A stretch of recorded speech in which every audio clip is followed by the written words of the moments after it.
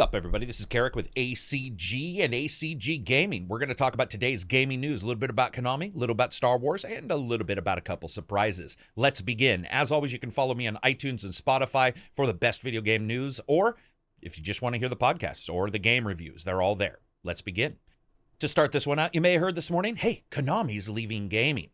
They aren't. At least for now. This morning, it was erroneously reported that Konami was shuttering their divisions and leaving gaming and just video games as a whole completely behind them. This was proven false. Konami, who are makers of games like Phantom Pain and others, including Castlevania, reported that the restructuring of their divisions and moving of employees around those divisions was just that, restructuring, to make themselves more flexible for their various markets that they supplied products for. This was also a slightly older report that somehow became new news of the day. To also refresh yourselves, Konami has not sold their IPs nor made any other changes of that kind or even looking like they're going to go that way. This is their business and now their new business structure. They have a high number of successful IPs as well, including Castlevania, Metal Gear, and Pro Evolution Soccer, as well as many others. But I think we can all just sit back and say we're waiting for another Snatcher game. So let's hold their feet over the coals until that happens. Interestingly enough, Konami set up their own third-party division for gaming in 2020, which, as they stated to GameIndustry.biz,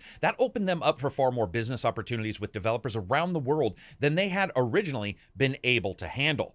These changes, as well as the structural changes we saw this year, indicates to me that we might see them actually push a couple of their IPs even more than they have in the past versus actually leaving. And speaking of another group who didn't leave but actually returned, 19 million people got into the Star Wars Battlefront 2 promo on Epic. That's pretty much like the entire state of New York signing up for your game right away. Now, it is free, so let's discuss that. 19 million people shows a couple of things. First, there's more than 19 million people who have the Epic store actually installed in their computers, which, give or take, I wasn't quite sure there were that many. More than 19 million people either didn't already own this game or were okay owning it tied to an Epic account that wouldn't be able to be transferred. Hey, it's still not supported by EA. Of course, that doesn't mean you can't still play it. You can. EA has moved on. They've delivered their last DLC and substantial work on bug fixes last year. Nevertheless, as we've moved forward, it's all been about just keeping the servers up and running. 19 million people are in some way an indication that they must have been running fine. Battlefront 2 always will be remembered as that game that many gamers felt had strong mechanics, had more than enough content even at launch. However, it was infected to the brim with microtransactions.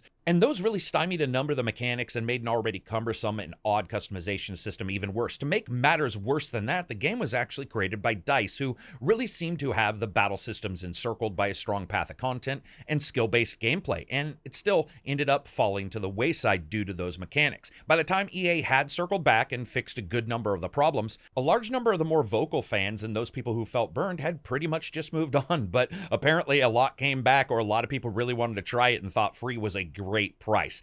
It shows at least that some people are interested out there, and for those of us hoping to see some kind of continue work in that series of games, it brings a little hope, especially as we see many groups and many different developers vying for work on the Star Wars IP. And that brings me to the last bit of news.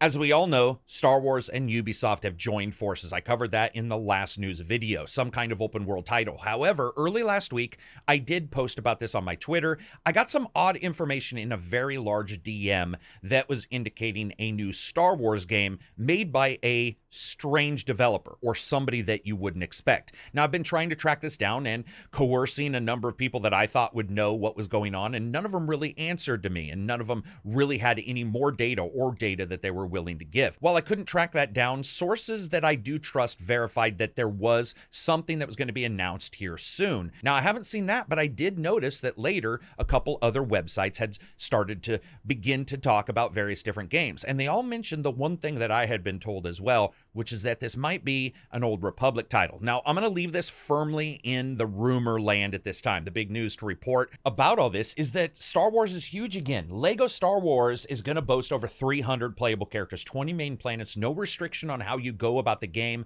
or play the different movies in it. Ubisoft steps into Star Wars and possibly some other interesting developer names that I'll continue to report to you as I get more data. Continued rumors do surface about Star Wars Knights of the Old Republic being tied into one of these as well. And regardless of the damage J.J. Abrams tried to do by force choking Star Wars and the plots down into something condensed into, well, just because, at least a lot of people want to continue to see this succeed. And we have things to thank, like Mandalorian and various animated shows, for continuing that Star Wars tradition. I at least hope it continues for a long time. Now, as you guys know, I do 3 bits of news, and then I break it down into a bit more of a longer section here at the end. And that's what I'm going to do right now. So I've always been one of those people that feels Konami's hit and miss more than it's actually just hit solidly. The Castlevania games have seen treads and retreads, and some have been great, some haven't been that great. Of course, you've got Metal Gear, which I think is usually a solid performer, though it's got 1 or 2 in there that are pretty questionable. And now, of course, when it's a completely different development team and different groups of people working on a lot of their games because they had their developer snafu in the last couple years, we don't really know how a lot of the titles from them are actually going to roll out. But this kind of news where somebody just runs off and says, hey man, a giant industry leader is going to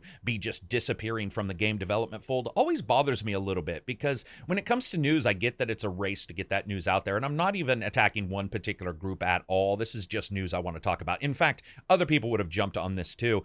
But it's one of the things that you guys saw where it came to the Star Wars tweet that I got. And I just tweeted about it instead of doing a video, because I was like, you know what? This kind of news rumor mongering, it gets clicks on YouTube. It gets views, and I'm sure people's websites do better because of it. But what it does is it lends to, I think, a tradition of hyperbole met with utter just black despair. What do I mean by that? Well, I just mean that a lot of times people are not only getting excited for the games that they know about and we for sure see coming, and then those don't deliver sometimes, but we're also getting our hopes up so many times for these games and these ideas that are just spouted off by fans who may or may not be in the know. And maybe they're not fans. Maybe they're workers at a company and they heard a meeting and they thought that this meeting was a go and they were going to for sure see this game. It ends up not panning out. But what happens is you get this up and down that occurs. It's almost like being on a rolly, wavy ocean, and it just gets out of control. What's even worse is, as those waves get worse, sometimes the cargo snaps. That would be considered our news cycle. And when that cargo snaps and the news goes back and forth and back and forth and back and forth, the ship becomes even more out of balance. That's what we have with our games industry, especially our news currently right now. So I'm not saying people are bad or better for not doing informational websites or web pieces or videos on this kind of stuff, but it does get a little bit cumbersome when you start realizing that some people are going out there and saying, oh man, this company's completely leaving, and didn't even look to identify when the actual announcement was done and that it had already been cleared up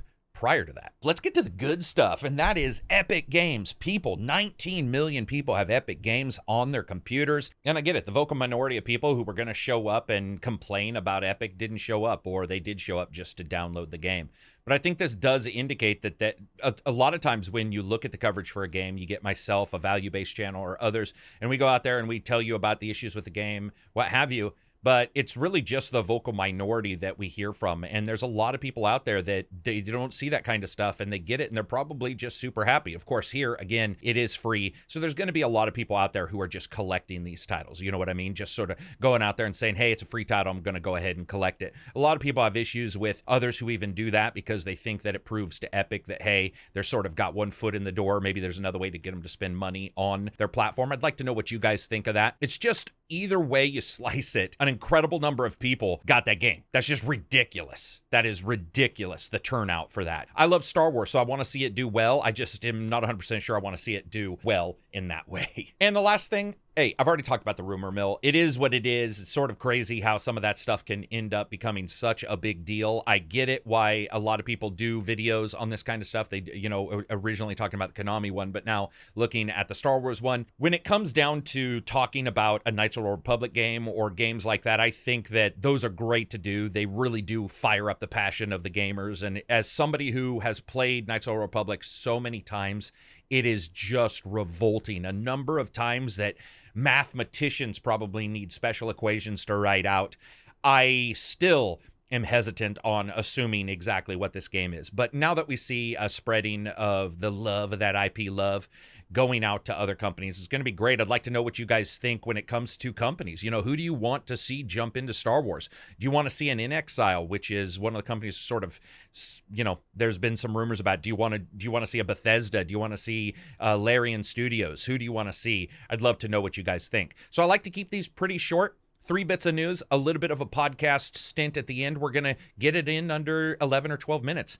As always, you guys can follow me here. You can subscribe. You can follow me on iTunes and Spotify, all of the podcast formats where all the news and reviews go up. So if you don't want to get spoiled for a review in any way, shape, or form, you can always go there where it's audio only. It's ACG, the Best Gaming Podcast. You can check it out. I try to make sure that everything is defined so you understand what is a review and what's the Friday podcast, which we upload every Friday, as well as what's the D&D podcast. But I do a ton of stuff there. It's a great place. And I just want to say thanks to everybody. 2021 is starting, rocking and rolling already. I hope you guys are already having a good one.